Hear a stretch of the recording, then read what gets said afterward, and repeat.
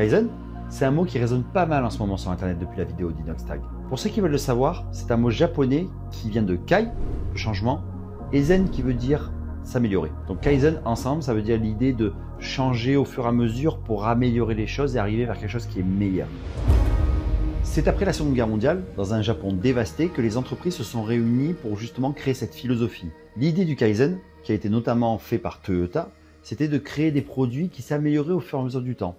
L'idée, c'était sur la chaîne de montage, justement, d'avoir un produit toujours un petit peu amélioré pour avoir à la fin un produit complètement fiable et complètement maîtrisé.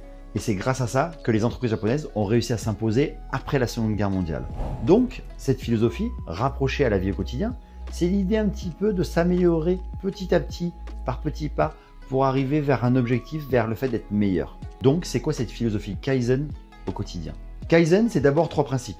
C'est l'idée d'une amélioration progressive et constante. Il n'y a pas de révolution, il n'y a pas de changement drastique. L'idée, justement, est de pouvoir tabler sur le long terme pour atteindre un objectif. Ensuite, il y a une idée de l'implication de tous les acteurs. L'objectif, il est atteint lorsque tous les acteurs se mettent en place, justement, pour atteindre le point visé. Et enfin, le 3e principe, c'est le fait d'avoir un focus sur les petits changements. L'idée, c'est de dire que je fais des changements petit à petit, par petits bouts, pour justement atteindre cet objectif final.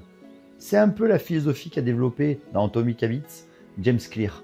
Dans son livre, justement, il expliquait que 1% de changement quotidien, c'était à la fin de l'année x7 en changements globaux. Pour appliquer Kaizen au quotidien, il faut d'abord identifier dans quel domaine vous voulez mettre. Est-ce que ça sera plutôt la santé, le travail, la vie personnelle? L'important, on l'a compris dans cette philosophie, c'est des petits changements et c'est de la constance. Une fois que vous avez un objectif qui est clair, vous devez comprendre comment faire petit à petit pour pouvoir atteindre votre objectif.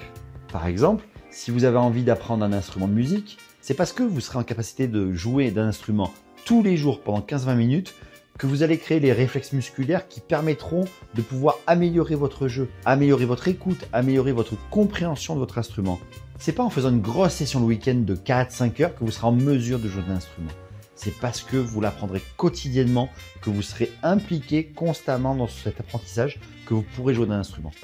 C'est pareil au niveau du sport. C'est pareil au niveau aussi de la santé. Lorsque l'on fait un régime, on n'essaie pas de faire un régime qui va complètement bouleverser pendant 1 ou 2 mois notre alimentation, devenir extrêmement difficile. On le voit très bien. Ces régimes-là ne fonctionnent pas. Et ensuite, c'est l'effet yo-yo garanti. Par contre, lorsqu'on change un petit peu son alimentation, que l'on réduit ses quantités, que l'on réduit son apport calorique, on montre petit à petit ces changements qui permettent au fur et à mesure des semaines, des mois, des années, d'avoir des résultats. Et finalement, on n'a pas simplement atteint l'objectif de poids, on a aussi modifié sa manière d'être vis-à-vis de la nourriture et c'est ça qui est important. Donc au final, la méthode Kaizen qui a été appliquée par Inoxtag, c'est quoi? C'est un travail quotidien vers son objectif. C'est le fait d'appliquer des changements, d'aborder des changements petit à petit et non pas par des révolutions majeures.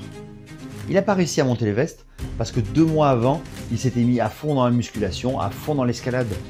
C'est parce que pendant 1 an, il s'est formé petit à petit sur des monts de plus en plus grands, avec des conditions climatiques de plus en plus difficiles, qu'il a été en mesure de pouvoir relever ce défi. Alors vous aussi, relevez vos défis. Dites-moi en commentaire comment vous avez envie d'appliquer la philosophie Kaizen à votre objectif. Comment vous allez vous y prendre? Quelle est cette petite itération quotidienne que vous allez mettre en place? Si vous avez aimé cette vidéo, abonnez-vous, mettez un like et on se retrouve bientôt. Au revoir.